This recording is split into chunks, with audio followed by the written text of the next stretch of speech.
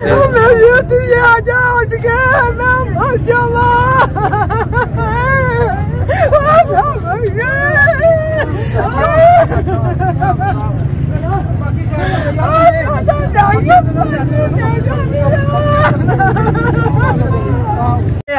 राती बच्ची ने चाह पकाई है, उन्हें सानू गोलियां प्यालियां ने, अं नशे के नाल सुते रहे हैं, सानू कोई पता नहीं लगा केड़े वे निकल गई है केड़े वे चल गई है।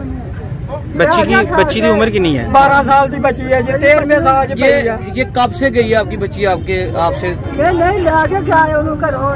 सर मैं दसना वा, वो साडे पिंड दी रिश्तेदारी खाला सी, ओदे पट्ठे पांदा रहा सी, इस बंदे नाल दी यारी सी, इत्थे ही खांदा पींदा रहा, पक्की हक्की सच्ची लोहे तोड़ दी 50 साल उम्र। 6 बच्चे आदे नाम पट्टी दी बच्ची है, वो 50 साल का मुंडा वा। 6 लाख लिया, 6 लाख अगे मुड़ के जिधर चला गया तो बच्ची ले आके वापस हो गया। किस जगह चला गया? गोजरे समुद्री शेहूपुरे गया वा। अच्छा वो बच्ची नु जाके साडे बंदियां ने फड़ लिया। ਤੁਹਾਡਾ ਪਿੰਡ ਕਿਹੜਾ? ਟਪਿਆਰਾ।